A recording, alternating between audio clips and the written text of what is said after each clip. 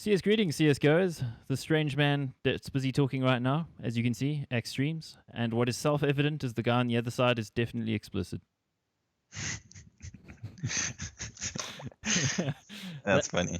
that would be Apocalypse. Hey, Of course, a DC luminary, so to speak. I mean, DC's been around for a long time. To just give him the quick introduction, he's a veteran CS player, been at the top level of South African Counter Strike for a very long time.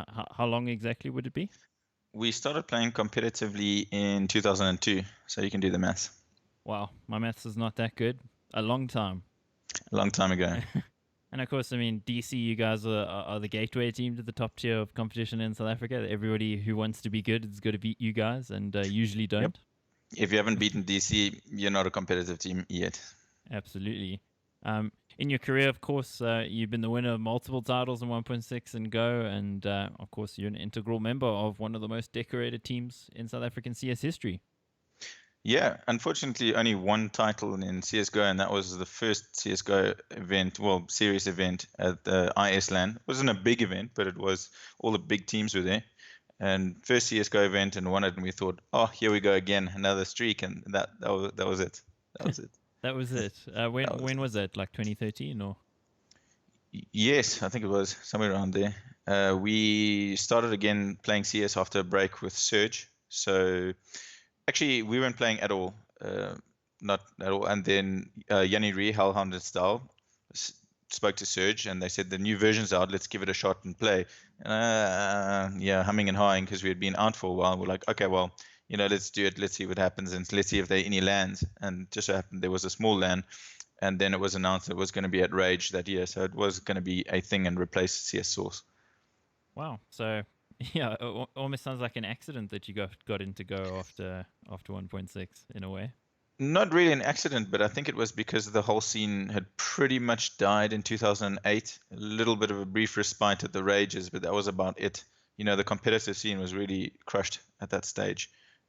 So everyone kind of was playing, but not really. No one was playing it full time. It was only hobbyists, and there was no money in it. It was just for pride, basically. Kappa pride, right? 100%. No. no, definitely not. Yeah, well, I'm going to use the clip where I say Kappa pride, and then you say 100%. I'm going to make that into like a meme video or something. Fair.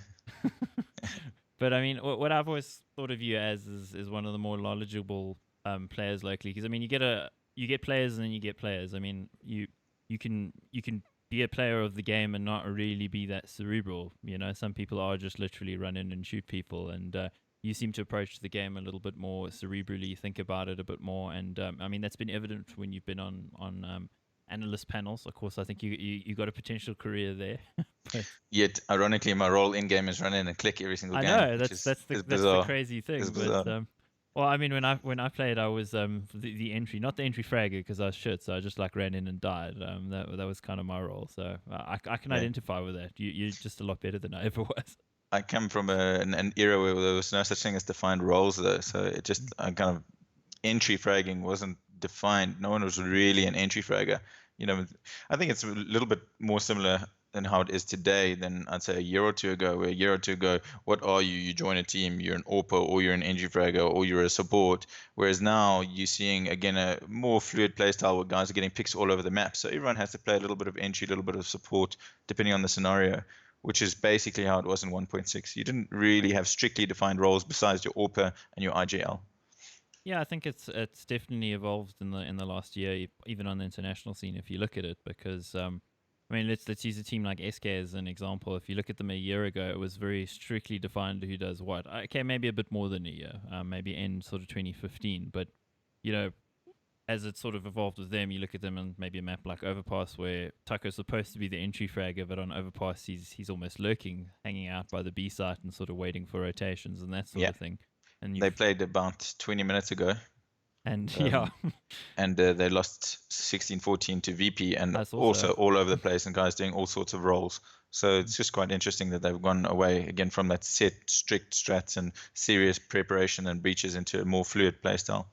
I think you can as well, depending on the level of skill you got in your team. Because if you limited a little bit in terms of your player resources. The strictly defined roles kind of give the guys something to do. Whereas if you in a team where you got 3 or 4 really explosive players, well, I mean, DC probably is an example of such a team locally. It can be fluid because you're all going to be in those positions at various points. I mean, I think the day's also gone where guys learn only one smoke on a bomb site and that's all they know. You got to know all of them. Yeah, you have to know all of them, just all the things. Yeah, I can remember way back in the dark days of playing like open division in DGL where it's like one of the dudes dies and it's like Yeah. Guys, we can can't you breach throw A. The yeah, guy can't do the stair smoke. he doesn't know Shit. the smoke. It's like what? Okay. How? Yeah, that's us. That's us. No, Yeah.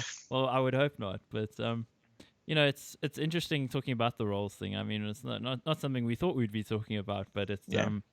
I mean, like Moses, for should instance. stick to the script. I even wrote notes down. Oh, look at you! Hey, no. Notes. Geez, it looks like a spider diagram or something you got there. It's something like that. It's the history of Counter-Strike in South Africa, little bits and pieces. Wow. Okay. So, yeah. Well, talking about the roles thing, like what I thought was a very interesting statement about 5-6 months ago, it came out of Moses, the American CS analyst. He says that there are no roles on the international scene, and that roles don't exist at all. Like it's just all fluid, which I kind of feel is almost like so far out of it that it's. I mean, it is true to an extent, yes, but you still got to have some definition in your team of who does what at times. Yeah, I mean, just the fundamentals of a role. You have an IGL, you have an AWPer. It's a specialist in a certain thing. So you'll have a specialist person that's a lurker, and that's a role. Even though it's fluid and you might change, you might entry one round and lurk the next. You become a specialist in a task. Let's call it tasks. Okay, well, why are we renaming role? It's a role. So there are roles. It's just the way that the game works. Yeah, it's interesting though, because I mean, again, other games that are shooters, you don't really get this sort of thought towards it being called anything. I mean, I think it actually comes from probably MOBAs that they want to, people want to define players as something. I mean, it's evolved that way, yeah, but it kind of feels at times you sort of pigeonhole a guy as well. Yeah, if I have to play a devil's advocate, yeah.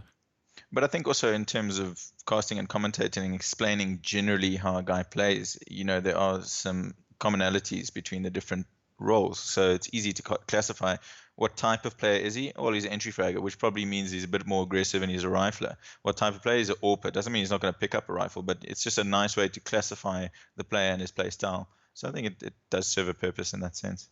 Well, the other thing that serves a purpose, of course, is our video called Looking Back. And Yeah, we're going to look let's back look a little bit. We need to get to those yes. notes that you got there. Those are 100%. very exciting looking notes. So let's talk a bit about your 1.6 career. I mean, the teams you were in, how you guys did. I mean, I know this is possibly a bottomless pit of time. I don't know how much hard drive space I have, but yeah, let's go for it.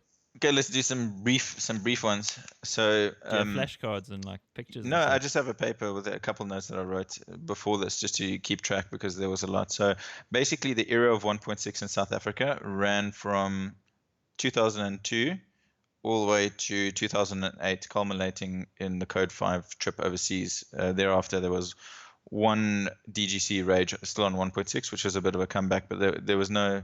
It wasn't seriously competitive and as thriving as it was back in the day when there were 2 or 3 overseas trips every single year and 50,000 Rand for the players, which was a lot of money back then. So let's go right back to the beginning. I started playing in 2001 on beta 7.1 of 1. Wow. There wasn't 1.6 yet. 1.6 wasn't a thing. It was Counter-Strike beta 7.1. Yeah, so what happened is I played it online a bit because I played Team Fortress Classic. Actually, Harry Inson, who's in my team now, gave me a Half-Life CD at school. He's like, Guy, you have to play this game. It's really, really cool. You shoot aliens. So I played it. I was like, meh, that's okay. Then he's like, no, not that one. Click on like mods and go to Team Fortress Classic, and then we can play with each other. I'm like, what? He's like, no, plug in your phone line and stuff and dial up and ask your dad. He's in IT. He'll know what to do. So I did that and dialed up on Call More Time, 7 Rand plan. Lekker. I remember that. That's it. You could dial on Friday for 7 Rand and don't disconnect the whole weekend. If you disconnect, you don't tell your parents, you just redial. It's fine. And you see all these 7 Rand stacking up. So we'd play online Team Fortress. It was the best thing ever. Oaks from school joining the server in the evening, guys from South Africa playing. It was the business. And then obviously flavor of the day, A couple of months later, a guy comes to school, is like, guys, there's a new mod, because now everyone's trying these mods. It's called Counter-Strike. You have to get it. So I went to Harry's house. I'm like, show me Counter-Strike. And I remember the first time I ever saw Counter-Strike, he was playing on this big PC CRT sitting there with speakers, and he was playing the map called CS Docks. I That was remember that business. one. He played for 3 minutes, and then he went on to Dust 1. And I looked at it, and he was playing Dust 1, and he was pretty good. He was like killing oaks. I'm like, this is cool. How'd I get it? So we all got it at school, a couple of us, and that's it. We started playing. And then I was addicted. Like every day after school, go to school, talk to Haz. Hey, this is what I did. I was playing. I was killing the guys. And I got invited to a LAN. So I was like, what is a LAN? They're like, no, you plug the PCs into each other. It's faster, and we can sit in the same room and play, and it's a tournament. Okay. So I said yes to the guys online, and there was no Steam friends or anything like that, so you didn't know them. Like, they just said rock up there on that date online in CS chat. I'm like, cool. So I went to my mother. I'm like, please can you drop me off at a LAN? She's like, there is no way you're going to those internet pedophiles. Are you crazy? So I was like, no, please, please, please. She's like, okay, you can go. Only if your brother goes with you. But I was like, no, they didn't invite. They invited me. I want to play. You will share with your brother. You go to the LAN. Share the pedophiles with your brother. Exactly. And she's like, and I'm dropping you off. But luckily, it wasn't in someone's basement. It was at Wits University.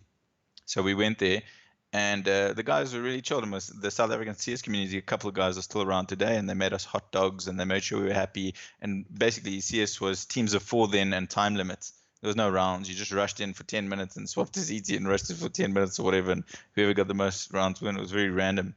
And I remember we came second, and we won mouse pads. I was like, holy cow, this is the business. You can play and win stuff. And the first prize for the LAN was the Half-Life Gold Box, which was ironic because everyone had Half-Life if they were playing. Yeah, that's a little bit strange, actually. So anyway, it was really cool. So that was my introduction to gaming in 2001.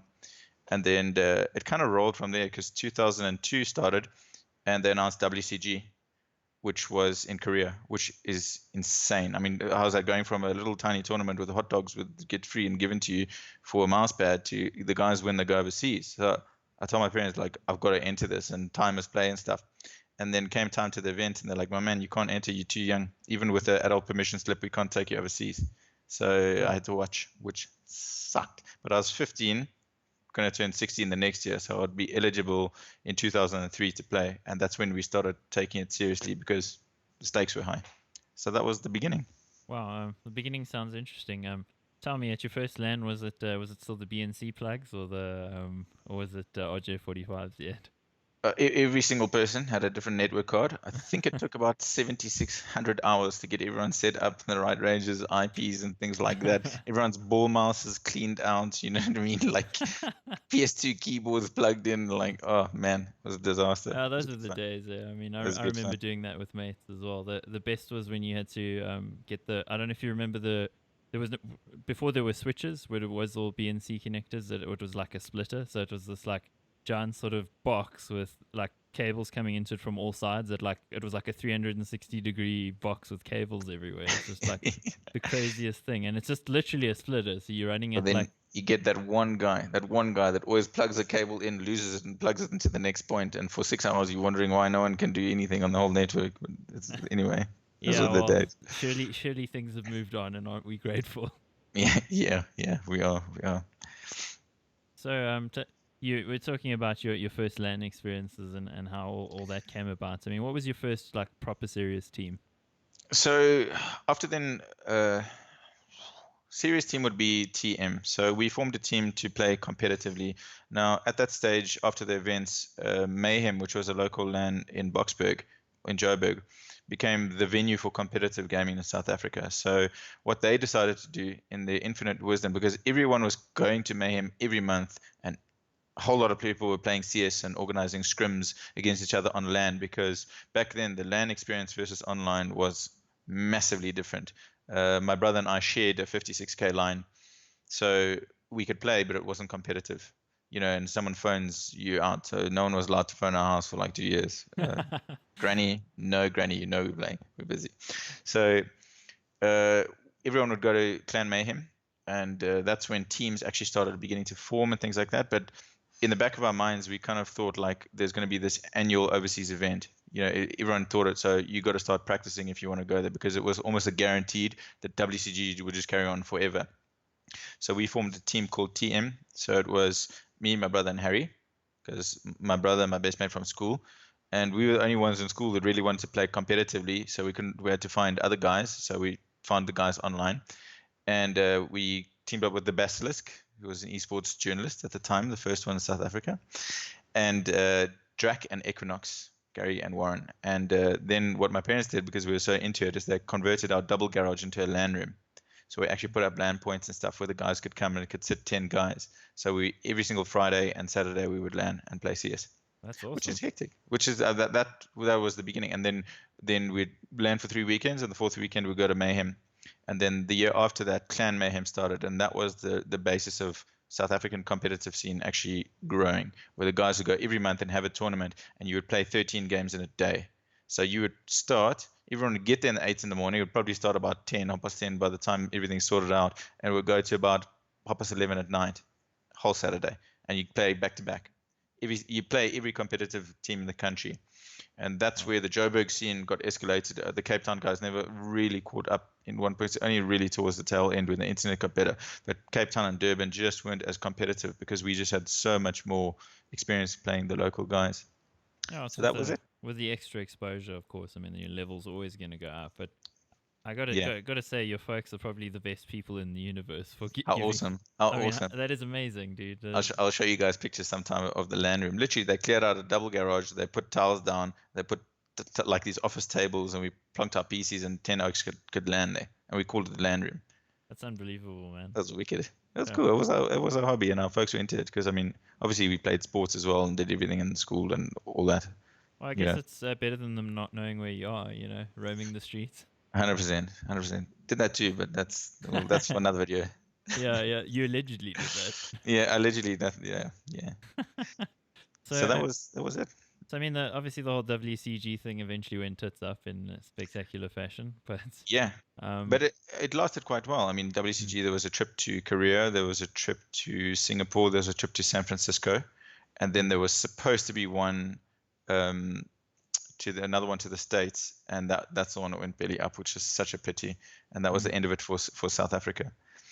But yeah, so basically there were 3 big events a year. The first one before WCG was ES World Cup, and that's Hellhound and Styles Playground. I think they went to like every single one ever except they went overseas like 6 times to France for ES World Cup, and only the last time was with us when we formed the super team. So basically there was 2 or 3 overseas trips a year, and then Rage started, in 2003, the first ever Rage. And at that stage we actually had quite a competitive team. We were DC Ignite. I was in DC already in 2003.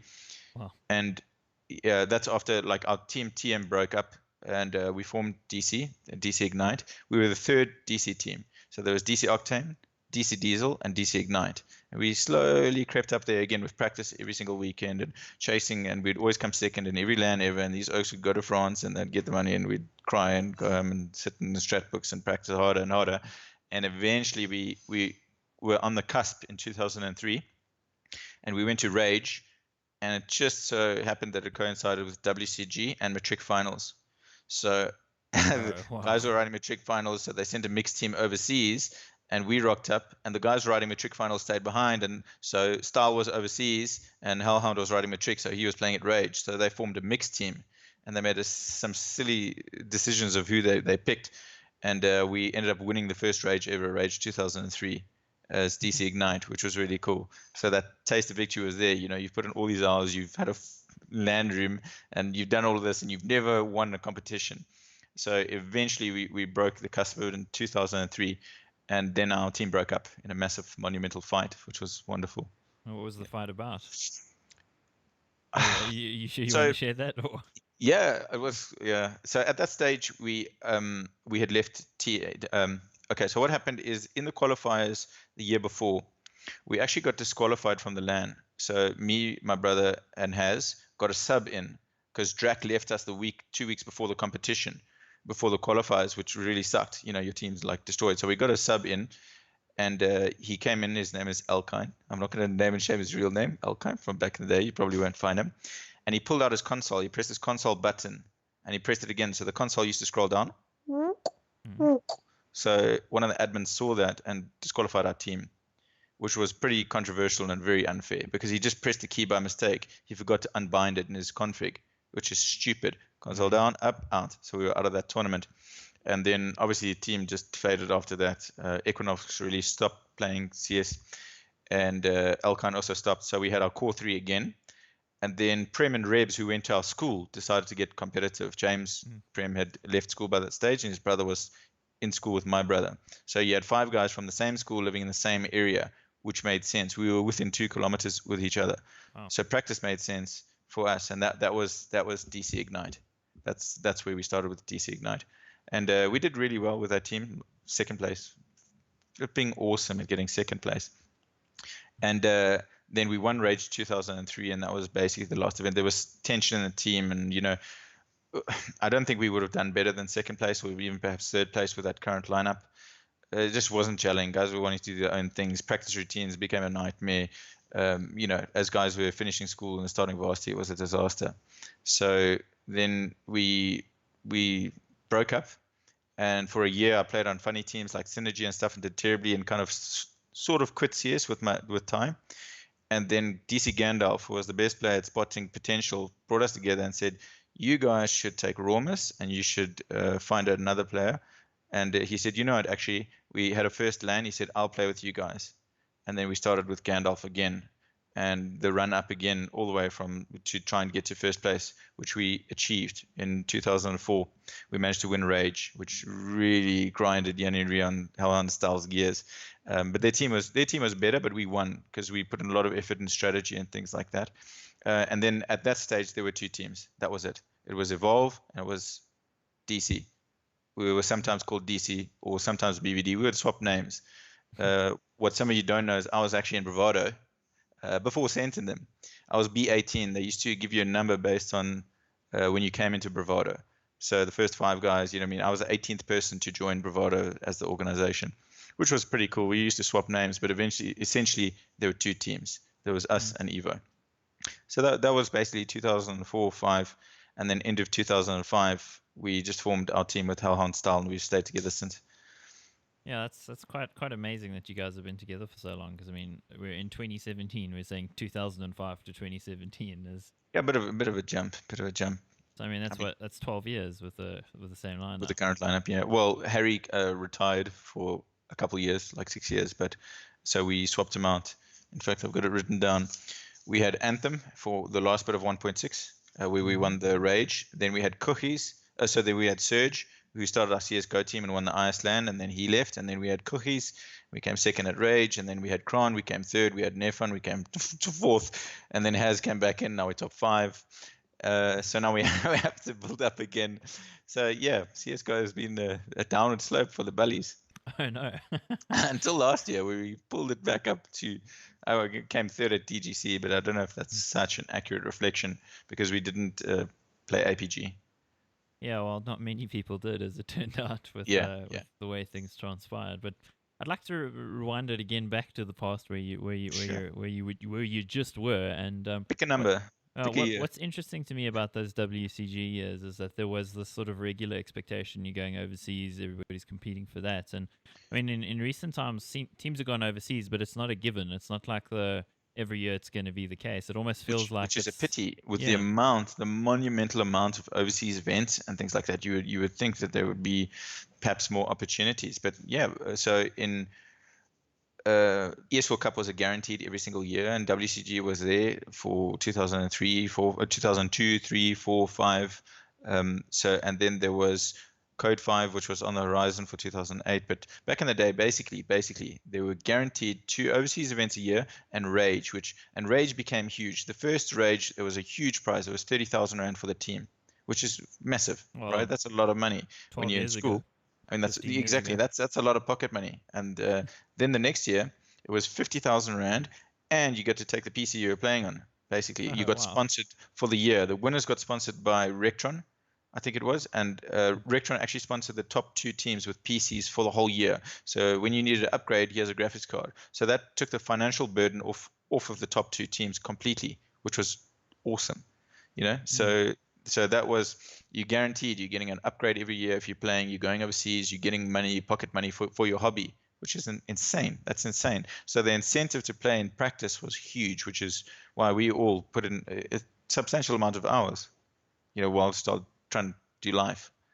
Yeah, it's just interesting because I mean it almost feels like we it was like a high sort of halcyon days kind of golden era kind of thing, and then it sort of just tails off, and It was completely tailed off, completely just dropped to almost nothing in 2006, where we had one trip to ES World Cup, which we did really, really well in. And then the next event was 2008 for overseas. So we formed our dream team. We cleaned up for a year, and then everyone, hey, where are you guys? Hey. right when you're in basically your best form and Yeah, in the prime of your exactly. years, eh? Exactly. It's crazy because it almost feels like we're in a history repeating itself scenario. If you look at right now, where there's suddenly so much money involved. I mean, the overseas thing is still. I mean, maybe there'll be ESWC this year or not, but I mean, the event itself isn't what it was 5 years ago. It's kind of a lower tier event, but it's still overseas. I don't know if that's happening this year. There's obviously the ESEA thing is no longer on the table for the team winning there. Mm. There was WESG last year, which was really cool. I mean, That was you guys went to amazing. that, right? Yes, in Dubai, and it was a brilliant, brilliant event. Although there were no spectators because it was in the hotel. It was a qualifier for the main event, but it was astonishingly well done. From the travel to the everyone staying in a 5-star hotel and having everything you need, and the setup was there, brilliant. They really know how to run an event, and the production value was quite high, even though it was a qualifier. I mean, they flew the casters in from the UK, and it was really, really a astonishingly well run event. And we had 3 meals a day. You can't complain. Really, really sick.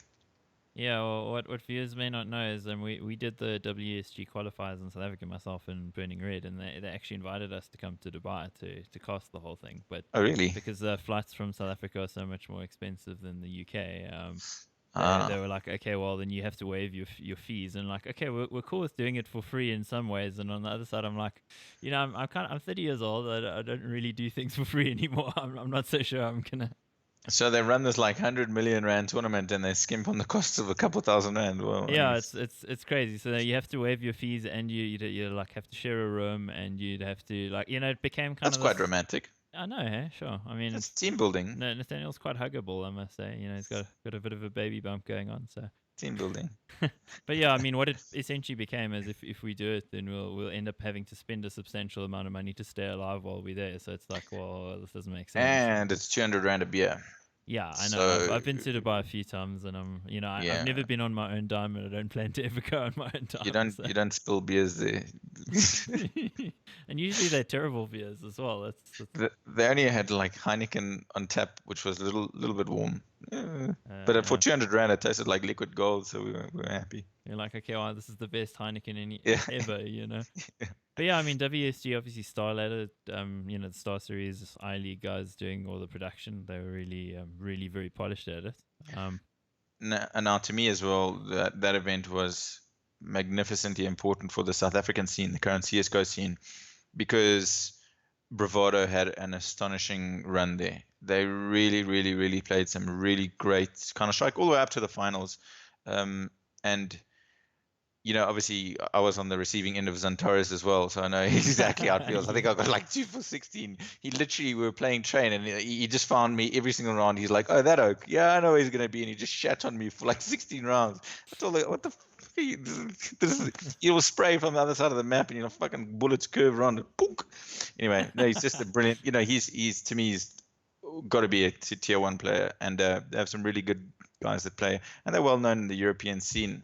So, I think with a little bit more experience and practice against them, Bravado could certainly perform at that level. But I mean, proved by the fact that Dark Passage, the number 2 team, just behind Space Soldiers, Bravado just ripped them completely on cash. They had a brilliant game, and they were doing such cool tricks to CTs, and the team synergy was there, and they won, and they got through to the finals, which just proves that we are there in terms of we're not 6 years behind anymore.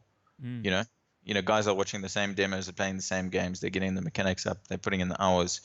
But that is the tournament that we've got to be attending 3, 4, 5 times a year, which I think is where Andreas is going with the brand. Yeah, Because I gather so. you can't skip a tier. You're not going to do that. You're not going to like, oh, we're going to out practice you, and we're going to jump across tier 2 straight into tier 1 and beat Navi and take maps off them. It's not really going to happen, in my opinion. In my opinion, there's a ladder to get up to the top there, and that's by putting in a shitload of hours against teams that are slightly better than you.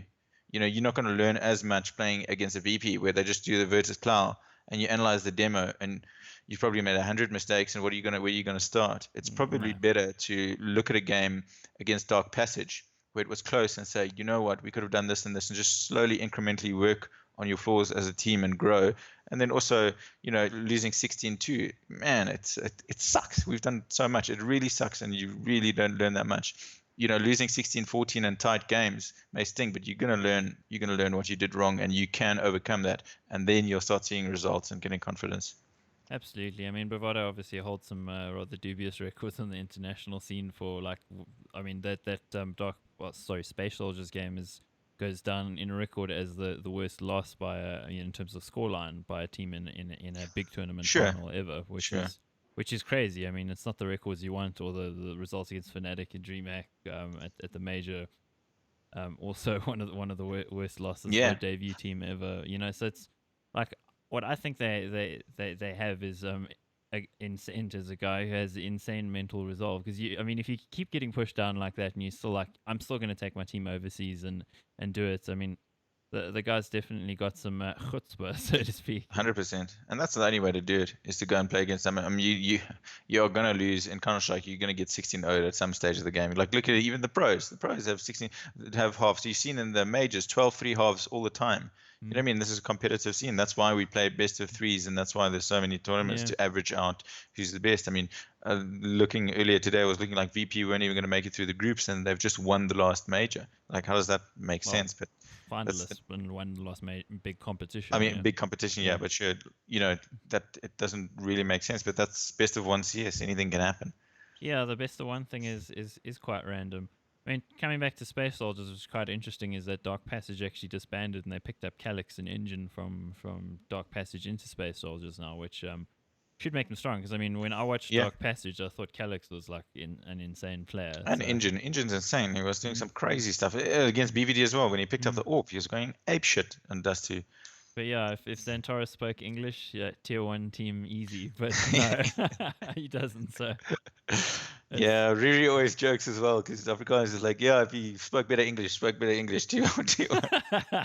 Yeah, not sure coming from him, but anyway, if that really helps. But it's interesting, like how Bravado have been on the cusp, and then you have something like the Metal State show match yesterday, where it almost felt to me like watching it, like I casted them on Sunday on Kovel, and they were really well sorted against APG in terms of what they were doing, and it almost felt like they sort of went into that Kovel and just said, okay, well, whatever gloves that there were, we've thrown them in the trash and burnt them, and whatever strats we had, because we want to shit on you, we're going to burn those too. And it's just it was like the game felt like a brawl to me more than So look, it was a bit of it was messy. It was messy CS. I watched all 3 maps, and it was very messy. And it seems to me that Bravado underestimated the amount of time that it takes for a new lineup to actually sit and gel and get some chemistry going.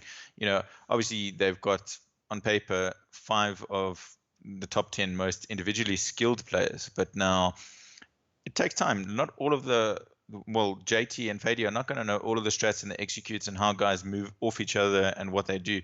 That takes time. And not only that, I mean, CS, there's a million little aspects that you don't even think about. One of them being that in my teammates, I'm used to all of their voices individually, and I'm used to like their escalation levels, or when they're panicking. Like if Harry screams, they're all here. Chances are there's one smoke grenade, a guy's throwing a pop flash, and he's blind, and they're all there. You know what I mean? If Yanni says they're all here, there's probably about 6 guys there. Their coaches joined the server, and they're rushing in 6 guys, and you can't handle it. And then, it's panic. You should rotate your whole team. There are no lurkers. There's 6 guys facing Yanni. You kind of know when people, how people talk and how they communicate. And you also split your game sound from your team's comms, which is a skill that you build up over time. So when you're really used to guys' voices and someone says something, you'll immediately know if that information is for you or not, whether you should react it or not, and that takes time with a new lineup. So, although Energy has also got a new lineup, but man, they were batting out of the park with their individual skill plays and stuff, and Carney getting out that AWP and shitting on them with a jumping fucking nose zoom is brilliant. That kind of play can get you when you're trying to play the serious BBD series with Pro Counter-Strike, and all of a sudden you're getting these oaks just cracking you through smokes and stuff like this and playing these insane shots. You're not used to that because it hasn't happened since Dubai last year where people have done that to you. So, I see where they're going. It's going to be really, really interesting. I want to see Energy commit the same amount of time that Bravado do to get another serious team on the scene, because realistically going forward for the rest of the season, I see them as the emerging two strongest teams on paper. There's other teams around, but in terms of guys, hobbyists versus guys that can take it seriously, I think Energy's got the best shot in putting in the time. Absolutely. I mean, as you say, on paper, it's a very strong lineup. It's just the question is also for their evolution as a team. They play a very puggy style, and that's kind of predicated on the players that they have. In crazy skill. But they're probably going to need to add a few extra strings to their bow, because Bravado is definitely not going to make this mistake again, I think, in the way they approach the game. But I mean, of course, you can't predict that a guy like Kenny is just going to go absolutely ballistic and destroy you single handedly like he did on a few occasions last night.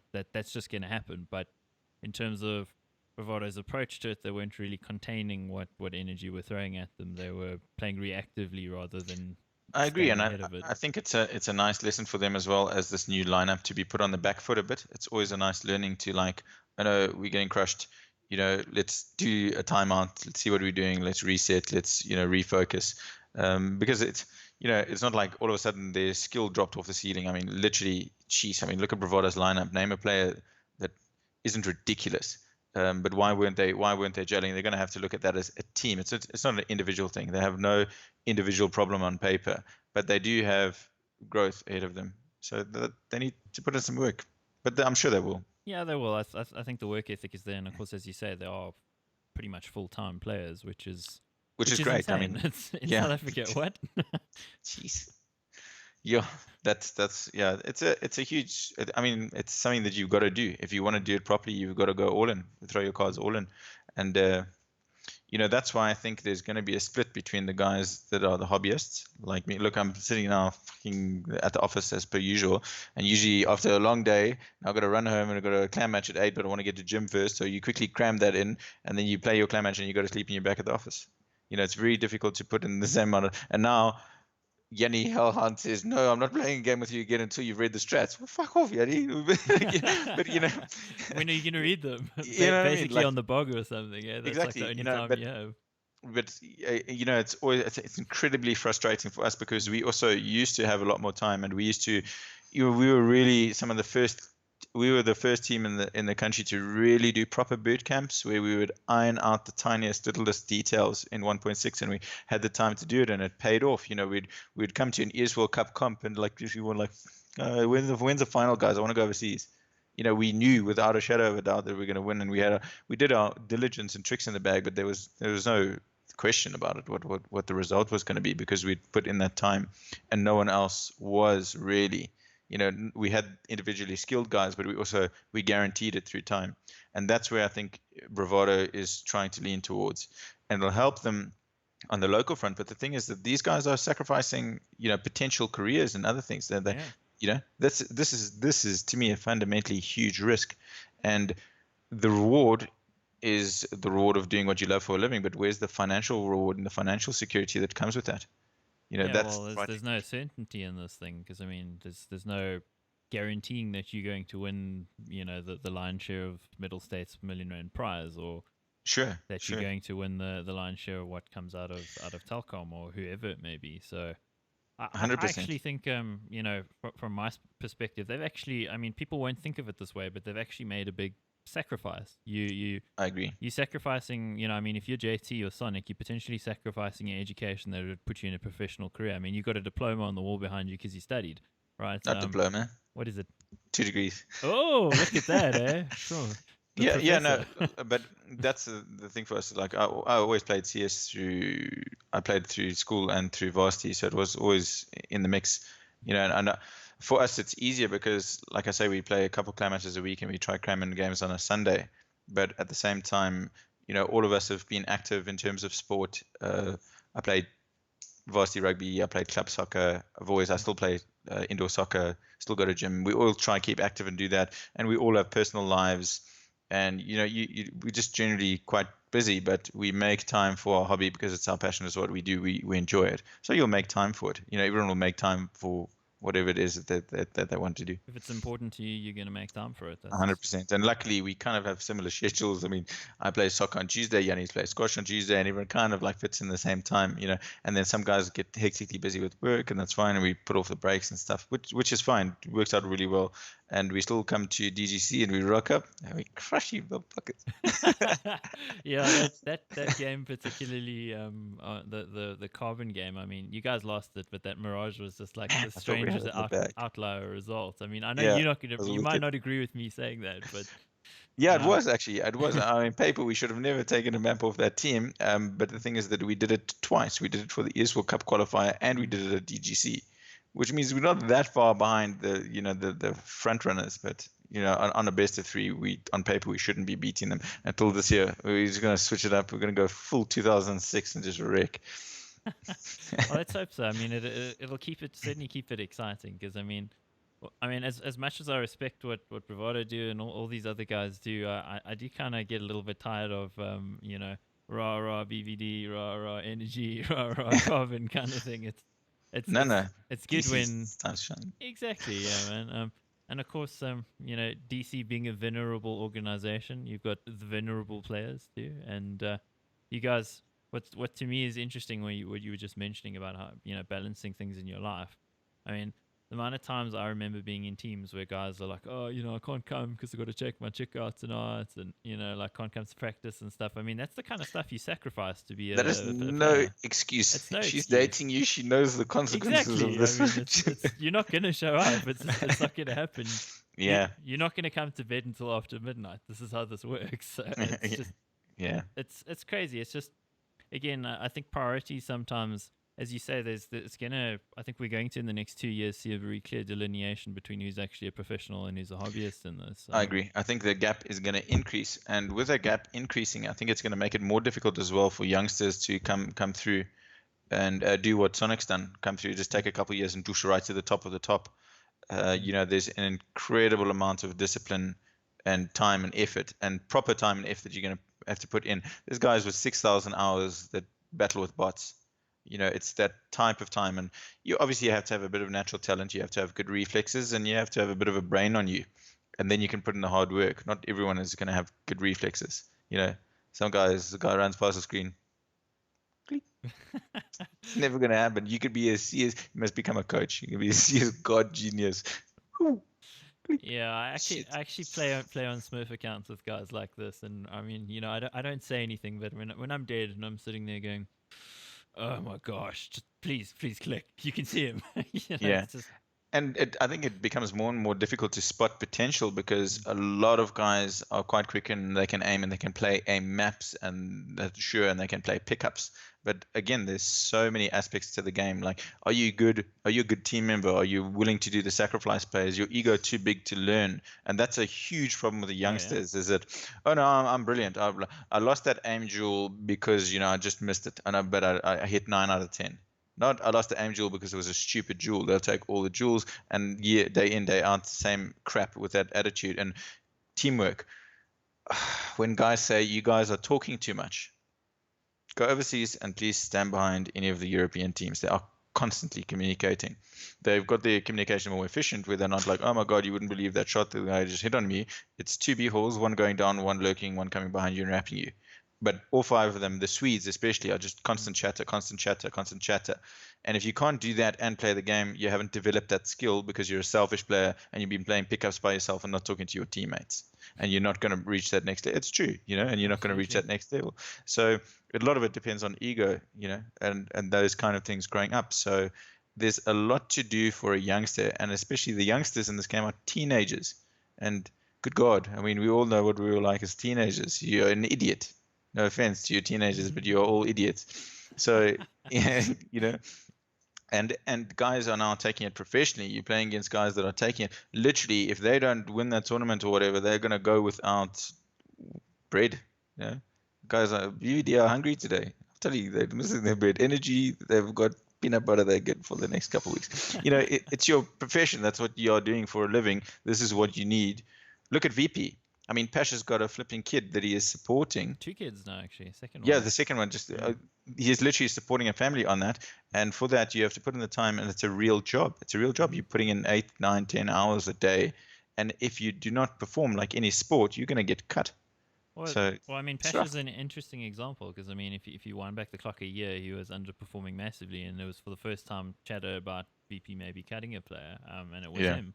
So it's frightening. It's absolutely frightening. If you look at it, the guy, second kid and everything. I mean, Poland is obviously not a rich country. It's not a lot of opportunities in that place, and to be a CS:GO player, there's actually a prestigious career, and I mean, it's literally your only source of income. So quite interesting about that, when we were in Russia, in Moscow, for Code 5 in 2008, I had quite a long chat with the manager of SK at the time. Now, that was after the famous SK. That famous SK was actually the Fnatic of the time, Forrest Khan, DSN. And all them, slightly after that, there was an era where SK kind of dipped off the super major team. So SK at that time was a German team. It was basically Penta, what would become Penta. So SK was a German team, and I was speaking to their German manager, and he was like, "What do you guys do?" And I was like, at the moment, we all 5 of us are in varsity, and we finishing off 2008. Yeah, pretty much finishing off all of our first degrees. And he said to me, "Well, that's really great. What do you guys do?" Well, I was like, "No, we don't play full time." He's like, "Okay." He's like, "I'm really worried about my guys because they were going here and coming top 16." And at that stage, there wasn't a huge amount of money in it. And he's like, "We're not doing well. SK brand was doing well, and the things that they were playing players at salary. But like you said, the guys were at risk of being cut, or they're going to drop the team for a better team." And he said, "None of these guys have done a damn thing since they've left school, and it really worries him." And he says he thinks they should start thinking about that. So, I thought about that at the time. I was like, again, these guys, and this is not, this is CS players all over the world, are dropping everything, sitting at home and playing this game until they think they can become wealthy off it potentially, or maybe just enjoy it as 5 gap years in a row, if that's your goal. That's frightening. It's frightening. It's frightening. It is. I mean, you look at a guy like Stewie2K, for instance. He's got his very emotional video that somebody put together about him. He defied his parents and didn't study and succeeded against all odds. And it seems like a great story, but I can't. How many Oaks have failed doing that? Yeah, I mean, don't fucking do that. If you're watching this, please don't do that, because if you want to do it properly, drop out of school when you're 14, then you got a better chance because you're still young. I'm kidding. Yeah, it's just crazy. I mean, there's the success stories, but for the success stories, there's probably 1,000 guys who never got anywhere and have wrecked their life. So 100%. Well, not necessarily wreck their lives. Yeah, but they have certainly got to play catch up, because if a guy goes into interview for corporate, what's your work experience? Stuff. Good. It just makes it more difficult. But I mean, again, my theory is that if you built up the dedication and work to put in the work ethic to play a game for 10 hours a day and get brilliant at it, you're probably going to be pretty good at what you put your mind to when you get there. Yeah, absolutely. I mean, it is a transferable skill, just not a transferable skill you can convince a potential employer of, I think. Yeah, exactly. But yeah, interesting times we live in. The fact that there's R1 million on the line for Medal State, there's 1.5, which probably translates to 500 for CS:GO or for Telkom. There's other stuff coming up that's money. I do think in the next 2 to 3 years it could potentially be a thing that you could earn a living okay in South Africa. The only thing I kind of worry about, and I mean, something we were talking about off camera earlier, but that's sort of the fact that the viewership still isn't there in South Africa. So, I mean, all these companies are investing money in the hopes that in the future they're going to get a return. But right now, the return on investment is just absolutely not there. And I think people are losing sight of the fact that it isn't. That is a bit of a puzzle for me. It is a bit of a puzzle, because why? I mean, there's no reason. I found the broadcast, even Metal State, thoroughly entertaining. I thought it was brilliant. As good as watching the CS overseas to me because it's our scene and we are interested in it and we know the players, and even more so than the international. So like Mm. today when I like if Immortals plays North, I don't really care that much, like it's just another game of CS. I don't really, you know the guys, but that's not what I'm interested in. When I see the local guys having a bash and a crack at it, it's really exciting to me. So I don't know why as a scene, I don't know why we don't watch or support ourselves that much as the amount of players. Because if you look at the guys running around on and pickup and stuff, there's Thousands of them. thousands of communities, and they don't really get involved in that level of it. I'm not sure why. It's I'll interesting. I think about mean, it. I've also been involved in the music industry for a long time as well. And what to me is interesting, having played in all the dive bars and the places where you can get diseases from the sticky floor and all of that. You know, um, when you do that, what you start to realize is, geez, no matter how good you are, no matter how good what you do is, fundamentally South Africans, when it comes to music, will always look to Europe and America first and say, that's what we reckon is cool, and you're good for a local band, and it's like, what? Yeah, And I mean, I think South Africans are kind of carry that same mentality. We look to overseas to kind of inform our what we think of as good or bad, and in South Africa, it's this tendency to say it was pretty good for South Africa. I mean, I saw some statements like that about Middlestead. Oh, pretty good for South Africa. It's like it's just this mentality of, well, because it's South African, it can't be that good. So we'll give them a gold star for effort, but mm. we're not really going to pay that much attention to it, and it's Yeah, which is a unfortunate. pity because if you look at I mean, there was a magnificent amount of effort and production put into it, Absolutely. into Metal State, and it was, again, to me, it was phenomenally entertaining. So I also think it's a bit of a momentum thing. So if you see like 6,000 people watching something, you want to see what they're watching. You've got to almost have those 6,000 people tuning in right at the beginning, and then people are like, oh, cool, let's see what's on. And then it ranks up in Twitch and it gets onto the top of that page. And then all Mm. of a sudden, hey, cool. I think that would be cool. And then all of a sudden, you get a couple international guys watching it. Why not? Because it's something entertaining on Twitch. Because the entertainment value for some of these grudge matches is to me the same level as group stages in a big tournament. It can be even more, like I said, even more entertaining. So guys need to start watching and supporting and getting on the social media if they wanted to grow in that direction, because gaming is funded by marketing, and that's why it crashed in 2006 when the economy dipped everywhere in the world, and the first thing to cut was the marketing budgets. So there are no more giving out hardware for a year, no more sponsorships, was gone. So gaming is funded by marketing, by the fact that if we show a DX Racer on the screen, 40,000 of you oaks are now going to go and buy them. Therefore, we can give out 20 to this event, 10 to this event, and get return on investment. Because at the end of the day, it's business transactions for companies. They want to sell graphics cards, hardware, mechanical keyboards, and things. Therefore, they're willing to put money in. Yeah, it's. I also think we kind of need to get to the point where the return on investment is there, that we're able to approach traditional above the line sponsors as opposed to the normal kind of gaming related sponsors. I mean, Like an Audi for Australis. exactly, because I mean, Astralis have the exposure that Audi can look at it and go, like, despite the fact that we're part of Volkswagen AG, who's the biggest automaker in the world, we still see a return on our marketing investment by supporting this team in terms of money and vehicles and stuff like that. And I think in South Africa, I mean, it's a step in the right direction. There's Samsung Mobile's involved with Metal State. I mean, Asus is 100%. Yeah. is obviously a traditional gaming thing. Samsung Mobile. Did I say Samsung? Has something to do with gaming in the sense that they do like the Gear VR headsets and stuff. But I think when we're at the place where it's like KFC sponsoring something, then we know we actually hitting the sort of marketing exposure that these guys value. And I think we're not quite there yet because we don't have those kind of companies involved. 100%. And there is growth. I mean, there is growth in the scene, and even look at DGC and Rage and the views and the amount of spectators. And I think as well that we need to create an environment where we can have it at Rage and not just have a little stand, have a massive stand like 10,000 people watching it, simply because it's entertaining even for passers-by. The Mm. stage, the stage at Rage this year was the exact same size as the stage at Rage in 2004. Oh wow. Really. And we played on stage in the final. It was brilliant. And we had commentators, and there was a big screen so everyone could understand. And it was at the Sundom, and people piled in to watch it. People that knew nothing about the game because the guys were commentating, and I think people thought they were going to throw away free stuff. But they Yeah, well, that stayed, they helps. stayed, they stayed for the match because every Mm. Counter-Strike match and final is a story. You build it up. These guys played through the groups, and you build up the story. And as the match evolves, like, oh, these guys are down. These are the underdogs, and the casters can make it very entertaining and tell that story of the underdog or the David or Goliath or what's going on or what is this game about and why are these guys excellent at it. And Mm. that was brilliant. So to me, it was looking really like it was going to grow from there. And we've kind of got to the exact same space now. So Yeah. how do we get it to the next level?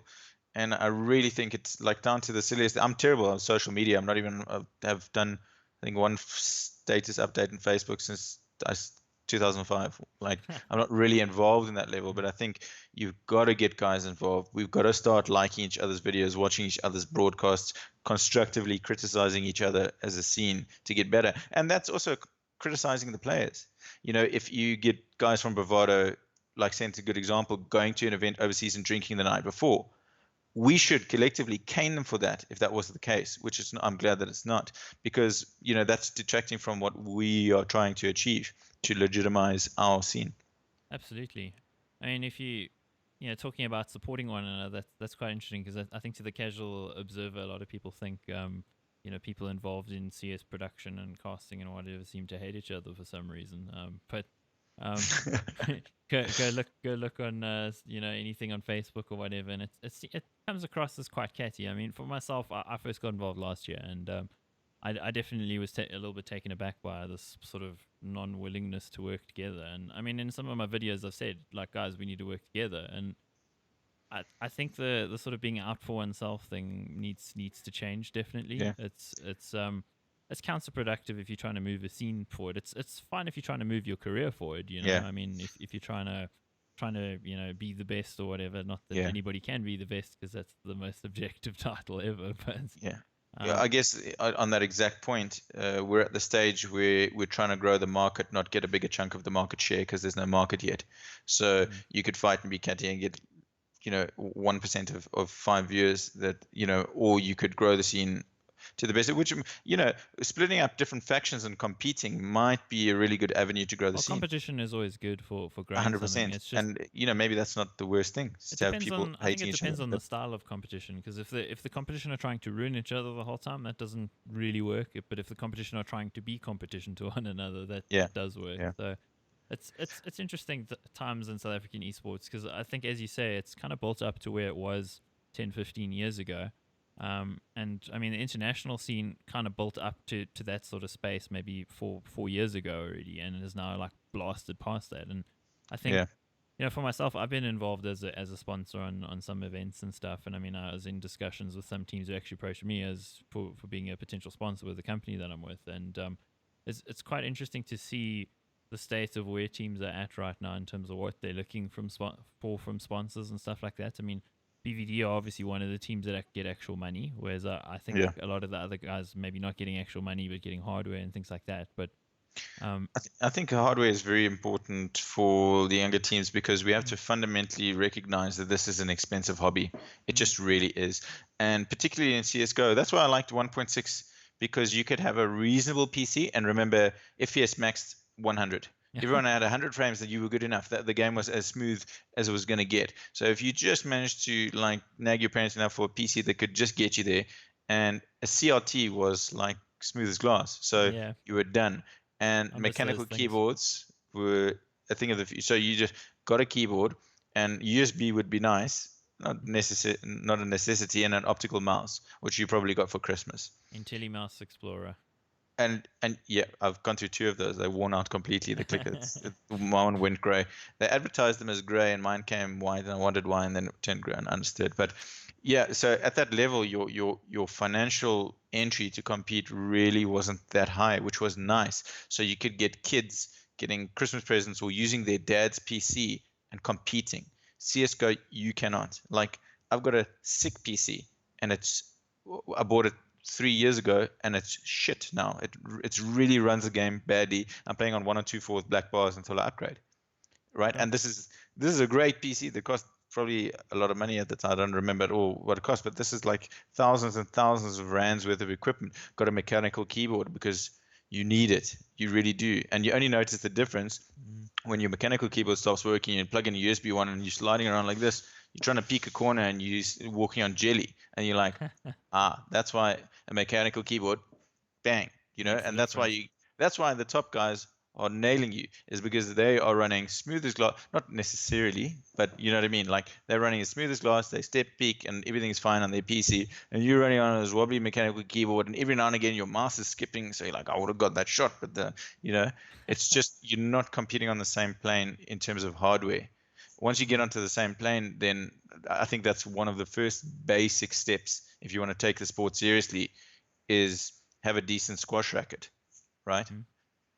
Yeah, well, so I guess the squash racket in CS is probably the 144 hertz there, because yeah, exactly, and it makes a huge. I cannot play the game at 60 hertz, and good no, God, neither I can I. tried. It's I just really tried, and impossible. you don't understand the difference until you've gone up and you try go back down, and Mm. it's a huge difference. There's a reason why sportsmen, let's compare it directly to sports, go out of their way to get really good equipment. Mm. There's a reason why the top cricket bats and stuff are more expensive than you can't just go for a plank and hit a six. It's not going to work, Uh, and I think you can directly equate that in terms of no, I, equipment I and totally PC. agree. I love those innocent posts on CS:GO SA Facebook where it's like, guys, will the 144 hertz really make a difference for me?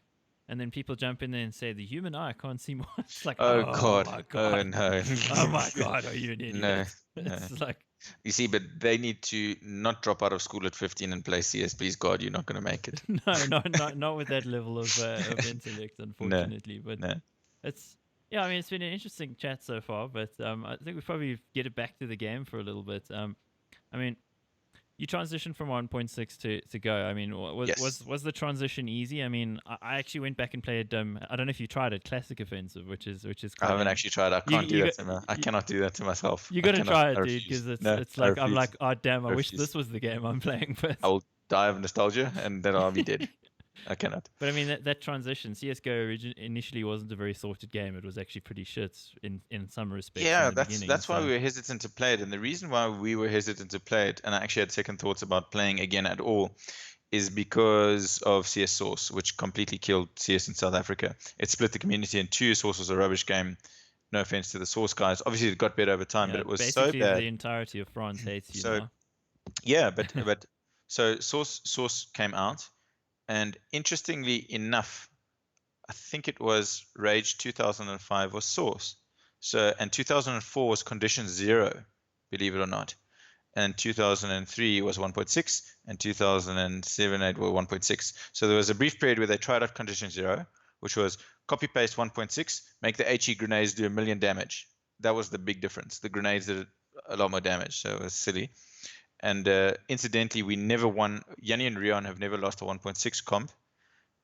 We only managed to beat them in Source and in that other one, Condition Zero. The So one with the storyline. yeah. So what happened was that in Source, the day I quit Source, I remember, I'll never forget. So all the Source guys were like, oh, we'll kill you in Source, and we come play Rage on Source, play it a week before and win Rage again. And the top 3 or 4 teams were all 1.6 teams. So we're like, your game is stupid and we're better than you. We're dicks. No, but you know what I mean. We just generally disliked the way the game, and it was terrible. And the day I quit is I was warming up and playing on Dasher 3, which is a popular little buggy map to warm your aim up. Mm-hmm. And I ran down the corridor, and there's a corridor down to my left, and I sprayed here, and I got 2 headshots down the corridor on the left. And I quit the game, and I deleted and uninstalled it, and it's the last time I've ever played You're it like that. This is just stupid. I'm because done. the random factor was way, way, way too high.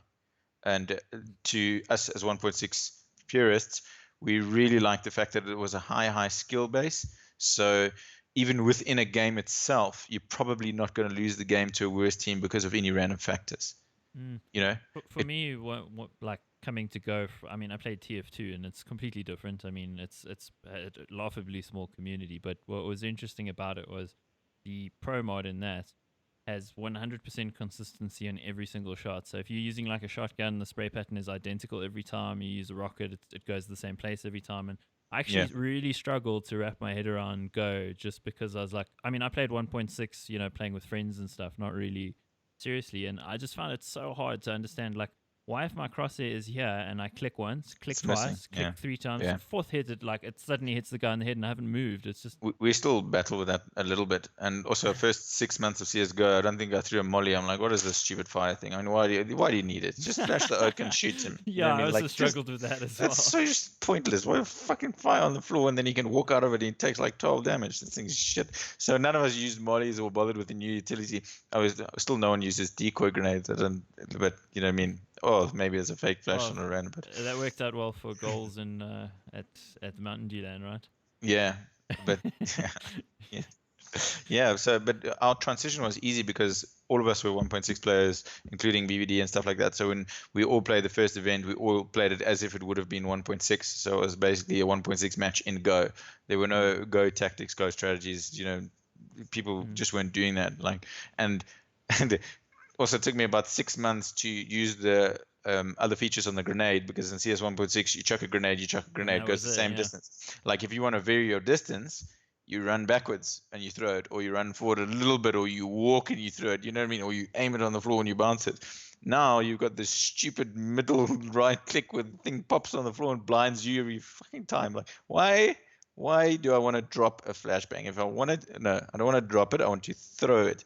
So we getting used to those kind of things, I think, is easier for a new player, because he doesn't come in with all these preconceived notions of how the game should be played and how the mechanics should be. Of what you You know, always did. even the movement is completely different. Like, fuck, we all have to bound to scroll wheel to like do bunny hops and stuff, whereas new guys pick it up, and that is the way it works. You know, we came from where 1.6 and Quake, you can kind of jump between the two and play on the same night. Now you got this funny CS movement where your weight is actually in your gun, if that makes sense. It's not on your feet. So if you swing the gun, it follows the momentum of that. And to get that, to override 10 years of learning of 1.6 with these mechanics takes a very, very long time. So it's been pretty tricky for us. Yeah, I also found with Go the player models just felt really off to me at first. You know, it felt easier to shoot the player models in 1.6 for me. I don't know about you. That hitbox update that was done about a year ago, where they rounded them off instead of those big squares, was incredible positive change. Yeah, it made a huge difference. Incredible, huge difference. Like, and when you couldn't shoot the guy at planting and stuff, and then, you know, that's the brilliance of Go as a game. I really like it, and I think in terms of that part of it, it is superior to 1.6. That you've got this massive community overseas, and although Valve is not the best at responding, or we know the issues, is that you're getting guys criticizing the actual code of the game. Like, hey, by the way, I went onto this map, reduced it to the walls, and you can get stuck here, and here, and the bomb can get stuck. That is brilliant. And they give it to the developers, and the developers are actually fixing it. So you've got this constant improvement of the game based on a community drive, bearing in mind that they are thinking about the competitive scene, not just guys running around the map shooting people. You know, they're saying that this can happen in a competitive match. Let this wall not be a clipping and stuff like that, or this is wrong, or the model's wrong, or they're square, and they actually prove it is. That's phenomenal. That's a really good thing. Yeah, it's also good that they're using actual data, because I mean, there's so much data that's collected through this. I mean, 1.6 was literally a team of guys who wanted to do it because it's fun, you know. And I mean, the fact that they got such an amazing formula together from just trying to make a fun military shooter, just a couple of guys, is amazing. I mean, people still say 1.6 is a superior game. I mean, some aspects of about, I mean, like, again, go play classic it's offensive. Different things. It's great. It's pros and cons. It's pros and cons. Like, I think if we went, if we all went back into 1.6 now, exactly. Speaking of Nuke, it was stupid. It was dumb. It was so Fnatic dumb, on it, and it was a horrible experience in my life, and we won't talk about it. But let's talk about. So we used to. We didn't want to download hacks, but which some guys did. So you download your hacks, put on the all hacks, and then learn all the spam spots, which, you know, you kind of loathe to do, because not the temptation, but just to kind of support hacks by downloading them in the first place and getting their download counters up. You know, none of us have ever cheated. We don't want to get involved in that scene. But what guys would do would create the map again and make the walls invisible. So we would download all the versions of the map with invisible walls, and we'd just run around for hours shooting each other. Can you shoot through there? Can you shoot through there? Can you shoot through there? It got to the point where if you'd play us in Nuke, you're probably going to lose one or two guys before you see anyone. Probably. If you're not a top team that knows where to stand for the first 30 seconds. Well, and wall then you'd bangers have to happen, yeah. learn that by being shot through the walls. But thing with us is we were dicks. We'd keep all of our little secret tricks and stuff we'd learned overseas. There were no demos. No one downloaded demos. There was no watching it. All these little tricks we learned overseas would come back use in the next comp final. Cheers. Next trip overseas. Thanks, guys. Oh, geez, that's sneaky. But You I know, mean, there was no real demos. The way of learning someone would be something happened to you, or you, and a lot of it was complete accident. Like you would throw a grenade, and the guy standing on the hut there trying to defend would lose half his HP. He's like, where did the grenade come from? And then four guys would HE the hut to be around just in case someone was on the top of it. You know, there was the craziest things that you could do. You know, and one of the best moments ever is we had the strat called the Yee strat. It's amazing where Harry actually designed it and set it up. We knew we could spam the guy through heaven, right? And we knew he could get spammed, so he's not going to stand there at the beginning of the round. So we would all creep into mid, do a fake set breach, go back on the roof, boost the guy, and shoot through. And he would be in that position because he's seen the fake breach and stands there to defend. Where you just literally, you're using all these sneaky tricks to try and bait the guys out and stuff like that. But that's where the game got to, and that it's not that great because it's not a game of skill. It's just like who can out trick who and who can set it up. You know. yeah, I think Go's has got a good balance. I still feel sometimes it's a little more random than it should be, but Yeah. I mean, especially like Cold Zero at MLG Columbus jumping and like no scoping a bunch of people. That's Yeah. it's very random. I mean, the same version of that highlight plays out that he jumps and gets shot in the face, and that's it. To me, a true like if you look at let's look at what's a good example, tennis, for example, where consistently the top guys place in the similar places in tournaments. That's when you know it's a game of skill, purely skill. Mm. You know, obviously there's a bit of random luck and stuff, but generally the better player will win generally. So again, with CS, generally the same top 8 teams placing in the top 8, which is when you know that you've kind of got a skill base right and the randomness is removed. Because if there was a lot of randomness, you'd see a lot more randomness in the placings. Now, the fact that a team can win a big event and maybe not qualify means maybe they haven't got it 100% right. But it's an indication that there is a top tier, which is a good sign. I think That it's by also putting in time, you can bring up your consistency. yeah, I think also what plays into that is also tournament structure because I mean tournaments where there's only best of ones, for instance, like what we're having now Yeah, with yeah. what's going on at IM Katowice. It's just best of ones aren't the best measure of whether a team is better or not. Yeah, It's it really is. It really is. And I think that's also, I mean, there's a huge amount of depth to the game, which is why you can't afford to. Everyone has to be good on all of the maps. Not all of them. You can maybe lose one or two that you're weak on, but overall, everyone has to have a map pool and you specialize and put in X amount of time on certain things. You can't be brilliant at everything, which is why a best of one is not necessarily a reflection of your team and the effort and your position, because it might not be the map that you've put the most effort in. And same for the other teams. So I think best of 3 is good because the chances are in those 3, they're going to have a map they're good on, you're going to have a map you're good on, you're both going to have one that's like in the middle, which is more fair. Best of 1, you might just get a map that you haven't put that much time in or you're not an expert in, and it might be one that they are better in, or, you get all this randomness in a map choice, which, yeah, it's best of 1. talking about best of one, as I was actually reading the Metal States press release, which is interesting, and it seems like I mean it's hard to quite understand because they haven't quite released what their structure is, but it basically seems like it's an online competition with best of ones only, which is Like ESEA. yeah. I mean ESEA, of course, it's a map that's pre-chosen for you for the week. Yeah. Whereas I'm assuming this because it's using the Bilisoft system, it's going to be the Vita and whatever, but down to one map, which I mean. I found that a little bit confusing to me because obviously the show match was a best of 3. So Yeah. you'd think I don't with the mind momentum, that for seeding. But For seeding is teams, there a really. LAN though? Like, I mean, it doesn't seem to indicate anything I'm about not. a I'm LAN. not sure. We'll have to find out about that. I don't mind that, but I think overall, if you play a best of 1 league and you expect the top team to be winning it, I don't think that's a good indication at all of where people sit. Yeah, that's the only concern I'd actually had about it. I actually forgot about it now. We're talking about best of ones. I'm like, oh yeah, I was thinking about that, but I guess we'll have to see how it goes because I mean the information hasn't quite come out yet, and I think when it is out, then we'll actually know. But actually, yeah, we'd have to see. Of course, from coming back to the perspective of where teams actually place and how consistent the game is. I mean, if you look at the end of last year in the international scene, it was almost sort of random. Every week, a different team was winning the tournaments, and Mm. some people were saying that's because of oversaturation, that these guys are tired, and it's allowing this team to do better, or these guys have traveled too much. I know at one point North, who were Dignitas at that time, had been away from home for I think it was 9 weeks in a row or something. Yeah, and Uh, I mean, that's it's the same as sports as a career. The novelty of travel is going to wear off, and it's going to be to the point where your travel is your job, and it's not hmm fun to No, go it and isn't. visit all of these countries. And you're dealing with things, real world things like sleeping patterns and jet lags, and and jet lag. I didn't believe in. I thought everyone was talking rubbish because, we gamers and we stay up all odd hours and stuff like that, and we play games till 3 in the morning and do funny things. So I was like, oh man, jet lag. I mean, the guys are you're a little bit tired. Oh, boo boo, shame.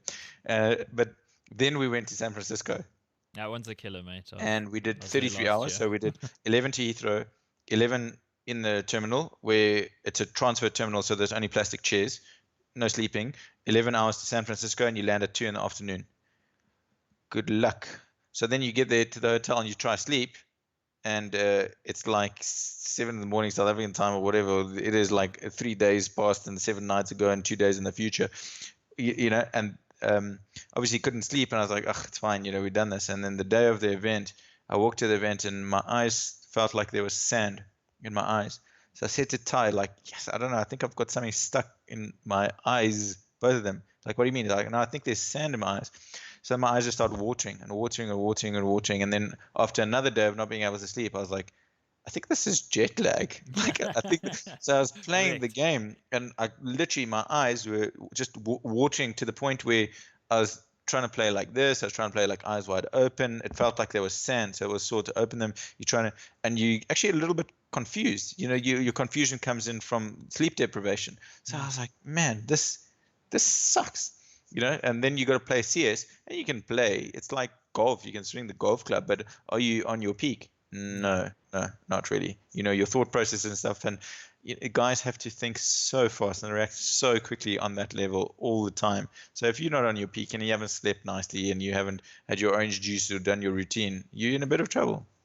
Yeah, I think it's something I was talking to Sense about, finding that routine of traveling and, starting to learn, what's the best sort of approach to how to handle it. Because, I mean, for myself, for instance, I've traveled a fair bit for work. So for me, then I understand when I go to that place where I need to go, how I need to approach it so that I can sleep. But Yeah, if I mean, if it's your first time, you're all excited. I mean, take San Francisco, beautiful, beautiful city. It's amazing. But yeah, you really tough journey. yeah, It's a really tough tough journey. journey. I mean, that's 30 hours, well, 32 hours, I think, is nowadays it's what to Dubai and then a nice long layover and then Mm, 16 and a half hours to LA and then a transfer. So it's yeah, crazy. But I think in South Africa, again, talking about that transition between amateur to pro, when the guys are traveling that much and they're starting to get their routine down and whatever, I mean, then there are no longer excuses. Then it yeah, is the playing field is level with other teams. But for now, I yeah, don't think the playing field is level. Our guys don't have enough experience doing yeah. that. And I think this ties back into the sacrifice portion of it because in the first couple of years of my career, I traveled extensively, and it is tough. I mean, you come back from I did 51 days in Zambia at one stage, Oh and wow. you come back. I was at SAB at the brewery, so I went to all the breweries in Africa that we were deploying, and you come back and your phone stopped ringing because your mates are just not going to invite you for beers anymore because they know you're probably not going to be there. And Mm. you know, That's what about personal your sacrifice. relationships? Yeah. What about relationships with your girlfriends or whatever, or fiancés, or if you're married, or and you're committing to this job. It is a job and a lifestyle in one. It's not like a normal job where you can go 8 to 5 and you can do whatever you want afterwards. It's just not a normal job. It's a lifestyle of travel, of funny hours, of now gaming. A lot of it's done on the weekend. You don't even get your weekends. What are you Mm. going to do? Now you're going to have to start doing weird things like maybe taking Mondays off, like hairdressers, because weekends are when you're playing in your tournaments and that's when you're at your Mm. your office. So it's a huge, huge, huge lifestyle change if you want to do this properly and seriously, and it's a tough job. So I think guys Absolutely. need to be prepared to do that, and travel and getting used to how to travel and get better at that is part of the deal. and being away from friends and family. It's part of the deal. So I hugely respect the BVD guys who are giving it a shot and going out and saying this is what we want to do. And I hope that Metal State actually just comes and says, now we'll give you guys R1 billion, split it amongst the top 3 teams, because that'd be cool, That's Yeah. where it should be. And you Because should it's finish third tough. so you can get a slice of their pocket Yeah, money, sure, no right? problem. But it's a really tough job, and I don't think the financial remuneration serves just the amount of time the guys are putting in for it. No, absolutely not. I mean, I made a video alluding to that. Of course, I didn't directly say it. I asked the Yeah, question, but the fact is, for the amount of effort, I mean, for myself, I came in to go and said, okay, well, I'm going to dedicate 2 years to this and see where I get. And the first year, I got to the goal that I'd had, and I went into the second year going, oh shit, I basically have no friends anymore. Like I yeah, don't have a girlfriend anymore because I basically alienated everybody in my life by spending every waking hour that wasn't at work playing CS:GO to do 100%. this. And then I go, okay, well, I can't do this anymore. I've got to have a real life. And of course, That's stuff to do and beer to drink and people to meet. yeah, absolutely, dude. So I mean, I had to make that decision as well. I mean, I had work going. Okay, well, we want to move you up. You need to spend more time. And then of course I made the fateful decision to become a caster and rip my life again. So it's like Fair, I think fair. at one point last year we casted 4 weeks, 7 days in a week in a row. Like 4 weeks in a Rough. row. It was like, That's rough. so I mean, And again, the remuneration probably wasn't no, there. no, So, gee. but it's fundamentally in South Africa, it's a passion sport, Oh isn't yeah, it? absolutely. It's a passion sport. I I'm mean, we just all a, love it, and I'm just a sucker for punishing myself for yeah, what I enjoy. So yeah. I mean, I should have taken up BDSM. That would have been cheaper, but didn't work out, so to speak. You might have been paid more depending on how good you got at that. Put in the same amount of hours. Yeah, jeez, dude. Yeah, Uh, this suddenly went from being PG to just a little bit beyond. But I mean, guys, I encourage you, with your parents present, go and Google BDSM. You'll learn what 60% of the internet content is about. Good job, Yeah, boys. nowadays you don't have to download it anymore either, because I mean, internet There's connections are a lot there's faster. an educational podcast as well. Yeah, talking about old lands. Do you know what old lands were about as well? It was like, okay, we're gonna play CS, and then File share, boys. there's that one kid who brings like a massive like collection of CDs with porn on them, and it's like, and you go to the bathroom and you come back, and this dude's like, put it all on your PC and set your desktop background as a coochie or something. Yeah. It's like, Jeez. life has changed, man. It's Land's just on what they used to be. yeah, nowadays they'll throw you out of rage. Although I'm if sure you do Snacks that. has got a good collection. Oh, that's entertaining. That's legitimately entertaining. So I mean, now there's the question of age. I mean, for me as well, I started playing CS again at age 29, and I made my friggin' Rage debut at age 30, which is crazy. So, I mean, you're in that sort of age group. I think I'm a little Yeah. bit older than you, but is age a thing for? Do you find that it's affecting you in any way in terms of your play, or? I don't think we know yet. I mean, obviously, and I'll stay consistent in my opinion here, is that we know that your reflexes decrease over time, but we don't know the effect of that. And, obviously a 90-year-old's not going to come in here and outshoot you, sure. But what is the drop-off and when is it happening? And I don't feel that much slower now. I mean, I do the reflex testers and stuff to see, and it's pretty much within the same range as it was. So I don't feel that that's affected the speed, just the raw speed factor. Although maybe the BVD oaks look at me and say, I shoulder peak that guy. I look at him, he's still looking, that old bully's just not clicking. So maybe they think I'll drop every game or whatever. But, I don't think so, because, the fact that we're still competing and can get these headshots and stuff like that. So let's take speed out of the equation. We don't know yet. It's easier in like football to see with the guys, like there's a noticeable decline in his play, like getting older, the injuries are increasing, it's time for him to resign. But if you look at the Formula One drivers who have to have some of the best reflexes in the world, these guys have insane careers of longevity, Yeah, where they're they go racing and into racing and 30s racing, and and 40s. right, and if they make a mistake, they're probably going to die. Mm. Us, you make a mistake, you're going to die, and then you're going to spawn again. So it's interesting to me. VP will be a good example in the future to see how long they carry on, and to see if there's a slow decline or a noticeable just drop off, like, oh shit, they all hit 35, shit, and they're not even qualifying for events anymore. So I guess that question will be answered And my gut feel is that, yeah, you're going to have to drop off at some stage. But is that to do with the fact that we have to, you have life goals, like you want to get married, have a family, do kids and stuff, and Mm. you can't go and tell your wife, yeah, I'm going to travel for the next couple of months and spend all our money. And then the kids, no, the kids, well, there's a crash at the one land center where they can chill.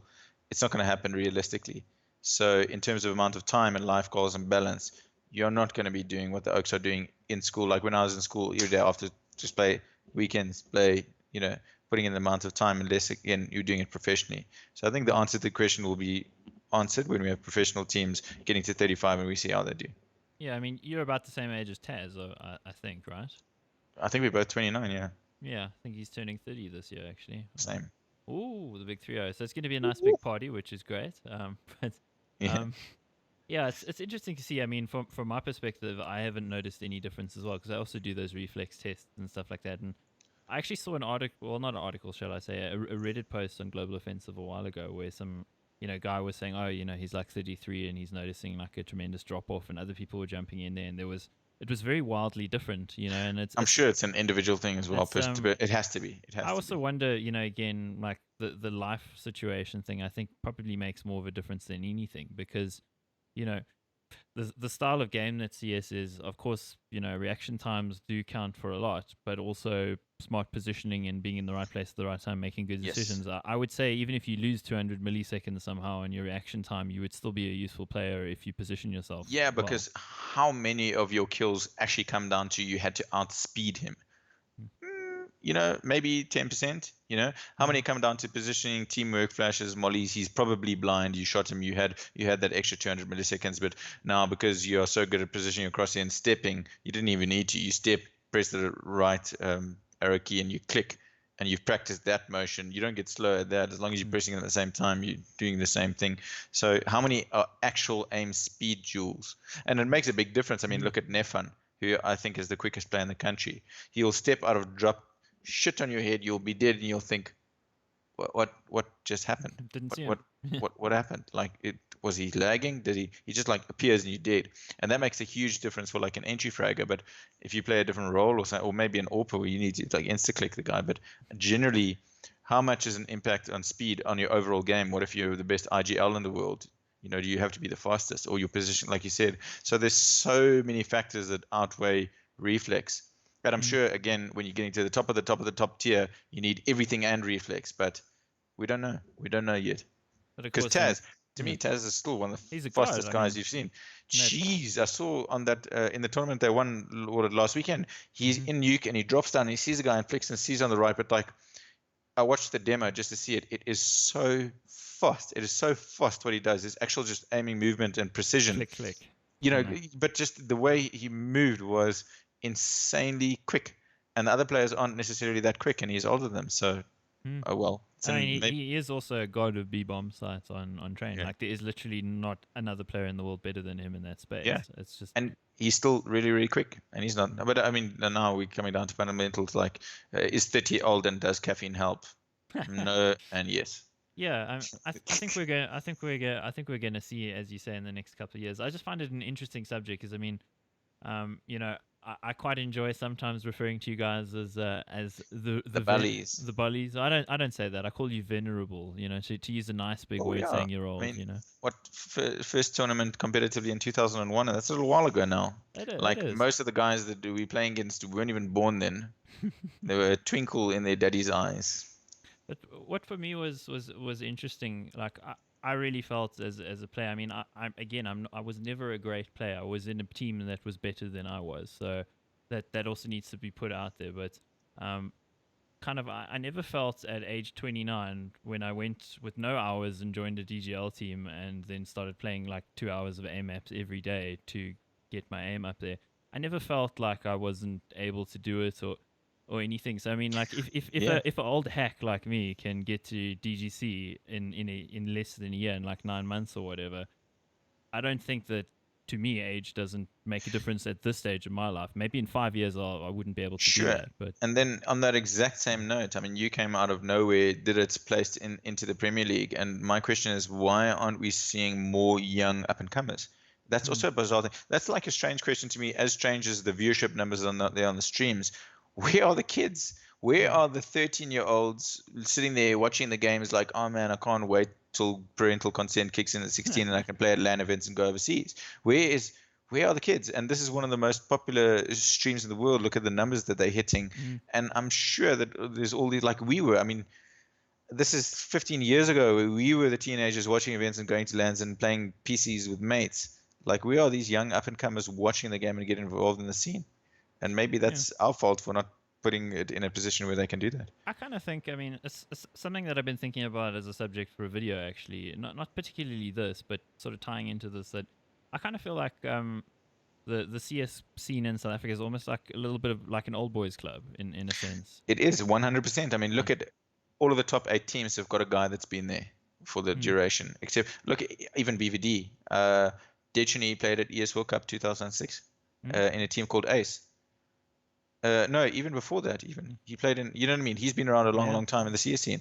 Every single team has got a guy that's been there basically for the duration, and you know, maybe that just again proves the point of how difficult it is to put in the time and effort and the work to get to this point. You know, which is why I respect guys like JT and Sonic so much. The young and Flexi and Fady, the younger superstars. Even, yeah, no, I'm not going to mention other clowns. But you know what I mean. Not going to give them airtime. I think also, I think what's also interesting is, you know, the work ethic of different generations is different as well, and like what I find, I mean, I'm in a fairly senior position in work, so then often I'm like, okay, well, this person's future depends on them actually performing, and like generally what I find is that the younger guys tend to be almost dismissive about their work ethic, like, okay, yeah, no, I'll get to it, I'll do it and whatever, and then like 6 months down the line you're like, okay, well, what have you been doing? Whereas you find a guy who's maybe in his 30s or whatever, I don't know if it's desperation because he's not going to have another chance or whatever it may be, but it just almost seems like the older generation have a little bit of a better work ethic in some way. I don't know if it's maybe a symptom of the schooling, and I'm now, of course, delving into something that's a horrible can of worms, but it's just it is interesting that there's less of these younger players who have this work ethic. I mean, a guy like JT is incredibly driven. A guy like Sonic is incredibly driven. You can see it in the way they approach what they do. But then you would think that you would be able to pick them out of hundreds. You know what I mean? You think there'd be at least like 20 guys with a similar play style to Sonic that are his same age, and a couple guys from his school, a couple guys from Kabili schools around there. And you're like, yeah, should we sign Sonic or should we sign one of his 20 mates? Like, who's the best of them? And actually have to evaluate. Now, it's a no-brainer. You get a guy that stands out in the pickup scene. Damn, he's 100% going to be in Prem. There's no question about it, because even within Prem, there's like 3 or 4 teams that are right up there, and then other guys right down there. If you're an individual player, and remember the international, South African GGL, the other homies are way down there. If you are a player that's just fairly hovering around our level, not even international, bear in mind, by yourself, you've got room to grow. You're gonna play Prem. It's going to happen. So if you put in the hours and you play hard and you play well and you're a good player and you're smart, there's no ways you're not going to get an opportunity within our scene, because we have a South African shuffle every 3 months where people lose their toys. Except you can't play for DC. Sorry, we closed. We closed applications in 2005. So now talking about that particular thing, I mean, obviously we've spoken about the age thing, and age really isn't a thing for you guys right now. I mean, obviously life does happen.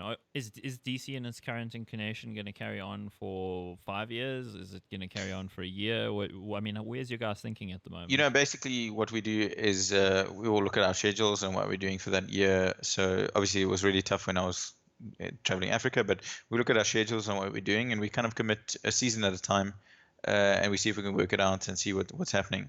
So at the moment, we definitely committed fully for this year, and then again at the end of the year, we see how things go. We'll reevaluate and see how it went, and just take it literally a step at a time based on our schedules. But again, like, we are not doing this as a profession, and we all have a much better balance. We're playing twice a week, one night a week, and on Sundays, so it's not hugely impacting our other lives and stuff. And like I said, we've set our schedules and put our time into it.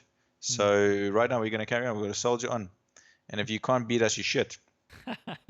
Yep, that's pretty much how I see it as well. You guys are the gateway drug to the top, and Yeah, Yeah. that'll get you hooked into being in the top scene unless DC knocks you off again, right? Exactly. So I Exactly. mean, you guys Man, had calls are a ups. well, sorry, you guys had a academy team last year, if I recall. I mean, is Yeah. are you still doing that this year or? No. No. Mm, I think it's very difficult because, especially the fact that we're not sponsored. We mm, basically run ourselves. We invest our prize money back into things like website hosting, admin, travel, and it would be nice if we were sponsored to be able to give guys things. But what is an academy team? An academy team is guys you want to build up. But I don't think any of us are in the position like, okay, we've committed to playing and schedules and put time in for CS and done the life balance. Now you got to train guys as well. mm. To That's very me, that would difficult. be a better thing to do when we all decide, okay, we're not playing the season. Let's each pick a player and coach him, or start an academy team and run it and alternate, or do something like that and build it up. Right now, we just don't have the time and the capacity because, and Lag Beast Ali works so hard in keeping DC Mm, going and the things to do. There's a huge amount of admin just to get to an event and organize games and organize matches and talk to potential sponsors and do the marketing because it's mm. part of what we do. There's a huge amount of legitimate work that has to be done, and none of us are being paid for it. And all of us have jobs that pay us. Yeah. So, you know what I mean? And we like eating bread and peanut butter. Um, so there's that aspect. And the academy team is just adds a whole lot of admin and managing a team. And the payoff for us is not there at the moment. So I don't think we'll do it for now. So what I've basically gleaned from what you said is when the DC Academy team resurfaces, expect retirement announcement incoming. Pretty much. I think the retirement will precede the academy, but yeah, pretty much. Pretty much. Sure. Okay. Well, let me speak for the scene. I hope that you guys don't, because I like watching you guys play, and I mean, it's Thanks. just you guys got to keep doing what you're doing, because I mean, you definitely, considering your schedules and everything, you guys do defy the odds. And again, if anybody wants to be good, they know they got to beat you. To lose that institution in the local scene would be a big loss. So, I mean, keep doing what you're doing. I mean, there's lots of fans. I'll even say sometimes when I cast you guys, I'm slightly biased towards you guys. So, um, yeah, I'm also biased towards us. yeah, well, yeah, that should be a given, Yeah. right? It's very, very frustrating from coming from a domination perspective to the point where you're an underdog. Oh man, it's like demeaning. Anyway, we'll get over it. We'll get over it. The plucky underdog. Yeah, Yeah, that's geez. cool. I think we're in a nice position in the scene. So, It's a nice place to be. you and your brother. I mean, Yeah. who's better?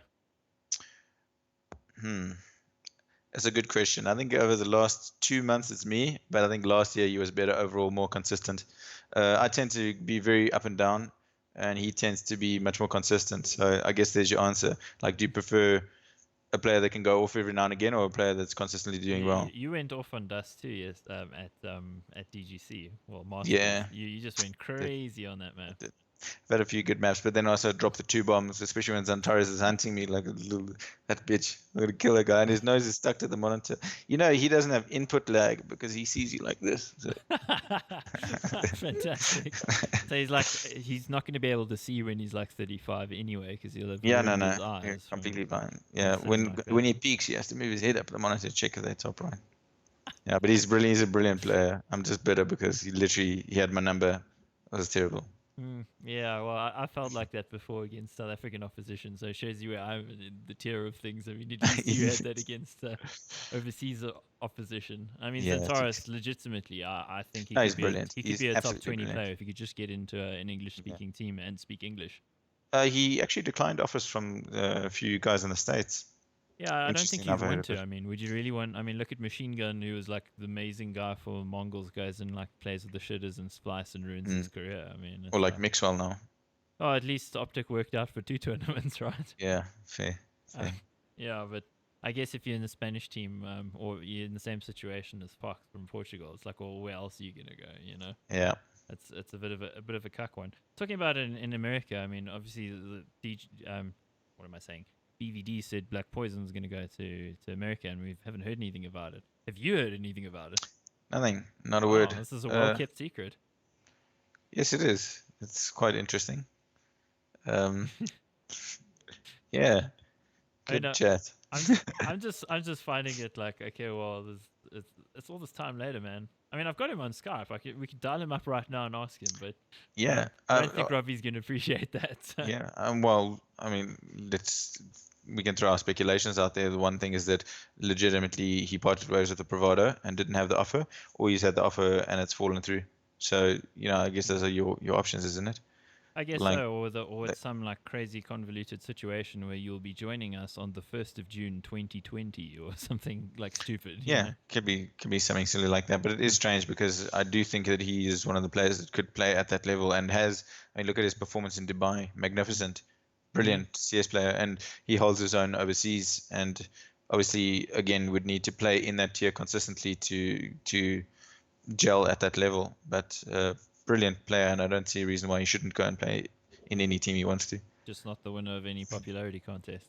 Yeah, sure. I mean, Robbie can be a dick sometimes, but to me, he's pretty funny. I like his dry sense of humor and like the way he's pretty straightforward, and I don't mind that. Some guys cry big tears, you know what I mean? And I've never played in a team with him, so haven't been on that personal level. But to me, he's a nice enough guy, and he's always been nice to us. So fair. Yeah, well, I'd hope to see him on the international scene again. I hope it actually has worked out for him, but I mean, it seems a little suspicious that it's been this long. But yeah, maybe I'll do a video with him sometime. That'll be an interesting meme in itself because I'm sure I sent a lot of hate his way by calling him the best in SA. So. He's the death bane of CSGO. Yeah. Taking it. So we were talking about your brother. What about the other two brothers? Who's the best there? Again, they play completely different games, which is quite strange. Like, out of the two brothers, you'd assume. I think back in the day, 1.6, Yanni were quite similar at the beginning, and then they separated when Ree became a primary AWPer. But what's interesting about Ree as well is you can't really call him a primary AWPer because he has one of the best rifles in our team as well. So it's quite a primary difficult. Deagler. And a primary Deagler, definitely the best Deagler in the country. No one can argue that because he did it to Space Soldiers as well, which no one else did. No, but you know what I mean. So, whereas Yanni has got the best AK that CS has ever seen in the world ever. Thanks for playing. Yeah, jeez, dangerous player. Oh, I thought I lost you there for a second. Yeah, drop. But then. Oh, and I lost you again. This isn't good.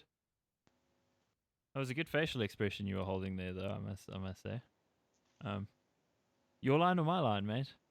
It's not mine. We just got fiber. It's 50 megs, so it's running. It's good. Oh, I'm also on 50 meg fiber, but so far it's been much less reliable than ADSL, so it could be me. So we'll blame Skype.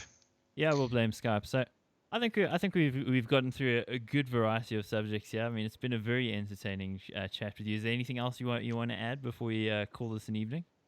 I've been talking so much I can't think anymore, and I'm very, very tired. It's been a long work day. So I think it's time for you're still sneezing. sitting in your work clothes. Yeah, I'm still at work at the office. I mean, this is where I live during the day. Hey, hashtag education. I think you need a sleeping bag in there, mate. Yeah, maybe. We are getting some couches, and that'd be nice. We've got like the metal state couch, but they're very, very uncomfortable. So I've learned it was a mistake. Yeah, well, don't do that. It's not good for your back. Not at our age. Yeah, that's true. Gotta watch out for these things. There's gonna be a Zimmer frame in the corner. So, of course, this has been Looking Back, and we've certainly looked back very far into the past. I'm Extremes, your not-so-handsome host, and this handsome devil on my right, APOC, DC legend. Thank you for joining us. Thanks a lot. Good night. Axe out.